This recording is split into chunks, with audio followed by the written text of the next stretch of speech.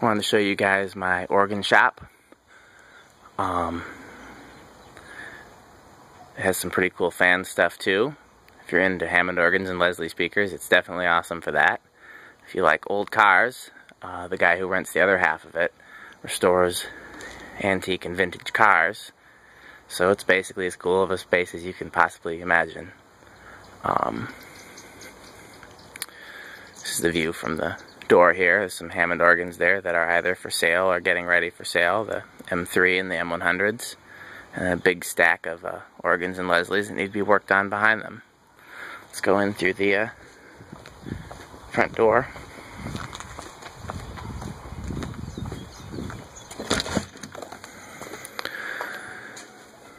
Here, when you first come in, there are the two gold lines. Both of them are on new-tone wall controls. The new-tone controls are identical, the fans are identical, so it's interesting that one of them goes slower on low. I've checked the bearings, I've checked the capacitors, everything is the same. Everything is good, so it's just some weird anomaly. They both go about the same on high. So, put them on new-tone wall controls, I think, because that was the time I only had new-tone as far as the 5, 10, 15 4-speed controls. It's the same as Casablanca and Homestead and Beverly Hills and whatnot, if I recall correctly. Over here is the Dayton Lasko. Doesn't have a speed control, it just has its pull chain. That's on low as well. That's what low looks like on one of these. And not quite as good a quality as the gold lines, but one of my favorite fans and really cool. So,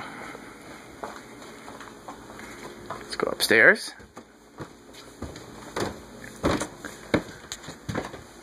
Here at the top of the stairs is this brown 36-inch Envirofan gold line. This fan was in my aunt and uncle's kitchen, and when they replaced it, they actually gave it to the handyman, so I tracked it down and got it. I always loved it as a child and was really excited to finally get it. It's the only gold line I've ever come across that has a cast aluminum motor instead of cast iron. Seems to be some sort of anomaly. It actually was labeled Envirofan, not Evergo or Leslie Lock or anything like that. So, that's there. It's controlled by this Lutron wall control there. It's just a 3-speed control.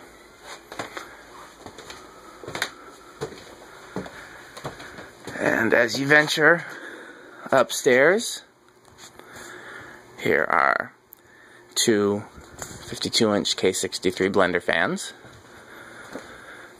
First one here, I kind of pieced together a little bit and made my dream blender fan, which is the K63 3-blade 52-inch, no switch housing, fiberglass blades, brown. I really want to find one of these that's complete and original. Actually, I really want to find 100 of these that are complete and original. But in the meantime, I've got this. It's on a Beverly Hills control. It's also 5, 10, 15. And over here is the more common version. The 52-inch 4-blade K63. I probably see more of these installed than any other blender fan. They don't turn up for sale as often, but I do turn them up quite a bit in the wild. And also on the same identical control as the other one. I was going to say the same control, but they're two different controls that are the same. So it's interesting that this one goes so much slower. Could just be because it's got 4 blades on it. So that's it for ceiling fans here. That's 6 ceiling fans here in the shop that are installed. Thinking about installing a wall fan in the bathroom. It's too small for a ceiling fan, but we'll see. This gable fan is fairly new, but some people might enjoy it, so I'll show it to you. It's Master Flow, and it's controlled by a thermostat there. I've got it disconnected for the video because it's very loud, but it helps cool this attic space. And it actually does a phenomenal job of that. Drops it at least 20 degrees when it's really hot up here. It can get, without the gable fan, it can exceed 120 degrees up here, and with the gable fan, I've never seen it go over 100. Most of the time, it's closer to 90, even in the hottest summer days. So there's that. Here's this old Lakewood box fan. Personally, I could care less about these, but I know some people like them. If anybody wants it, let me know. Here are a couple Envirofans hanging up. On the left is a Banville Gold Line from '89. On the right is an Envirofan Silver Line from 1980. The blades are down there somewhere. Here's one of my Westinghouse Mobile Airs. This is the version I like less. It's got the less powerful stamp motor and 4 blades. So here's the contact some of you may have seen before from '95, cast iron motor. It's a really powerful little fan. It was hanging where the gold line was until I brought the gold line over, and it actually moved more than the gold line did, which I'm sure is because this is a aluminum gold line, but I took it down because I really wanted to hang the gold line, but hopefully we'll find a home for this one here.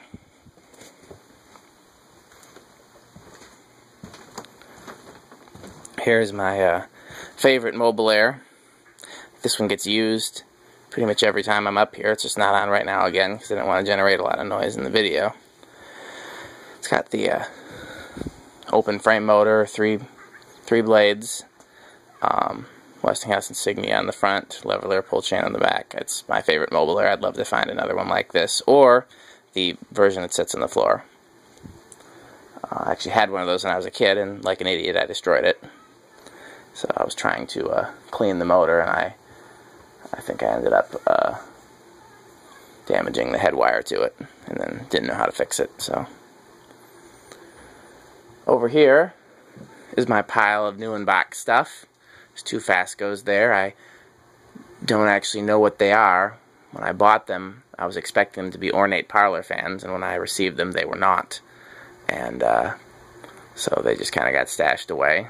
Here's a 60-inch can arm. I think it might be wet rated actually.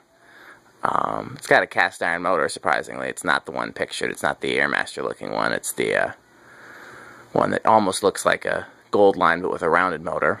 But it's got the same lower canopy as a gold line. I guess that's available for trade, since I don't know what I'd ever do with it. There's the Royal Air, which is for sale. The Chateaus, which are not. The Mirage, which is. The Belvedere, which I don't know what I'm going to do with. And there's some more stuff back there. I'm trying to see. There's the Beverly Hills thing. There's a Hampton Bay Minuet. There's some, I think it's a Nikkor builder fan. All kinds of crap. So, alright, let's go back downstairs and see the random crap that's down here that's not installed. Here's the gold lines that I pulled out of the Mexican restaurant that were badly painted, need some work. There's some other parts for them. There's their blades. Here's a Hunter thing. I don't know what the model is called. It's got blades that kind of look like a Stratojet. Keep meaning to take that to the scrapyard, and I always forget. Here's an ILG that I picked up for another collector. It's pretty cool. Actually, I bet if I put that upstairs in place of that gable fan, I bet that would really kick ass.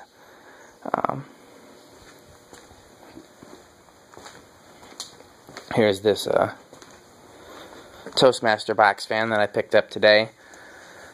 Probably my least favorite of this series because it's just 2-speed non-reversible and has the plain guards.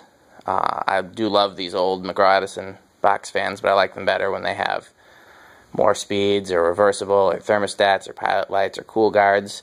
But this was cheap and it works great, except the blades need to be balanced, so I couldn't pass it up. If anybody wants it, let me know. Well, that's everything.